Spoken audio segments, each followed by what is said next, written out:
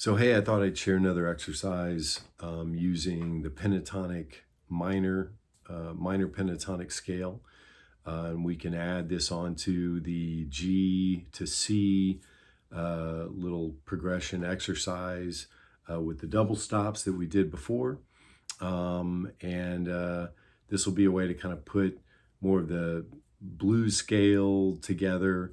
Eventually you can add another chord to that chord progression and make it a 1-4-5 blues, and we'll look at doing that, and this little riff can be played over the top of that with some variations. So really we're learning the G minor pentatonic, which is played usually over the key of G major to make it sound kind of bluesy.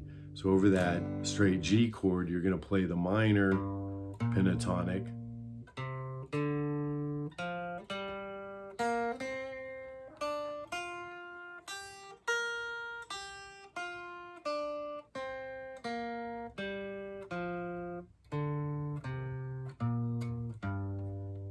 Okay, so hopefully if you worked on that a little bit and you know that first position of that minor pentatonic.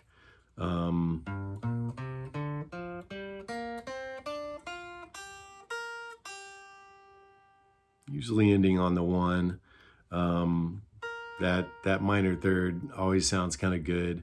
And what we're actually going to do is show you a little way to bend that. You're going to be bending that up a whole step as if you were up on this note. And then work our way down that pentatonic scale.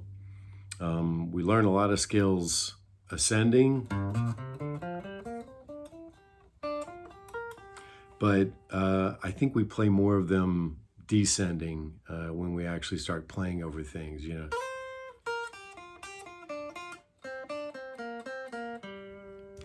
So the idea here is we're going to teach you the little bend, and then you come back and hit the minor third, and then to the 1, and then work your way down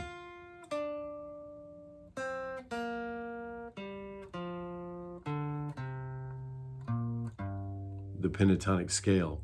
And all we're going to do is repeat the previous note. So once we get started, we're gonna go, as we go down, we hit the note before, so we come down. And once we get to that third note on the descending, we're gonna go back and hit,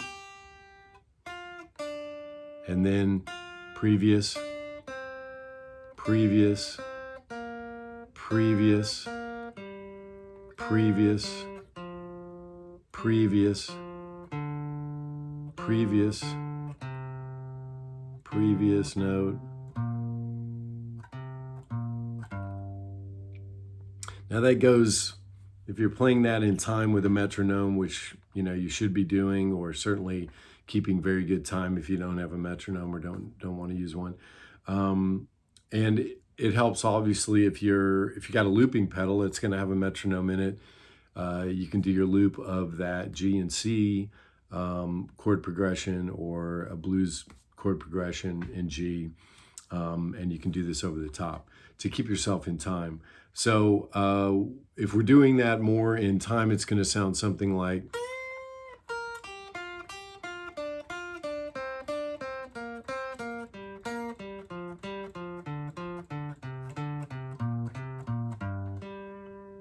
Now I came back up to the octave because in time that lands you back on the downbeat. And it's more than a 2-bar phrase, so if you want to, you know, decide to run the phrase at the bottom a little faster,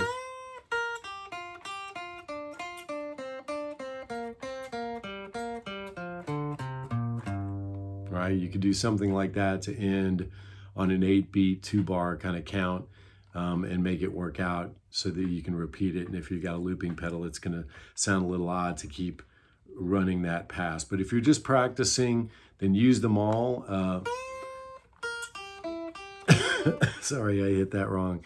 And I want to say something about the bend. The bend is a full step bend, and so it takes my extra fingers behind that pinky. If I tried, I couldn't really get that pinky. I can get it a half a step, but I can't get it a full step without these other fingers on the same string, and then it's easy. So you can use them all. There's another good place where you bend on that third string in that same pentatonic scale. Right, it's just back up.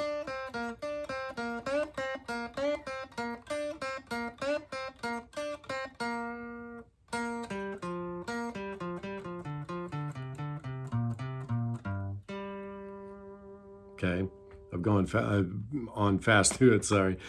So that would be.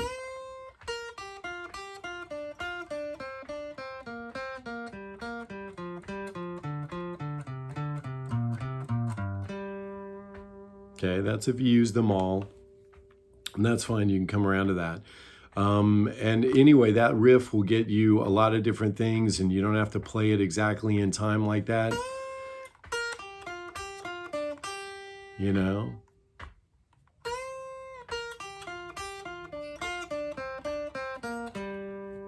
Right? Just take it halfway down.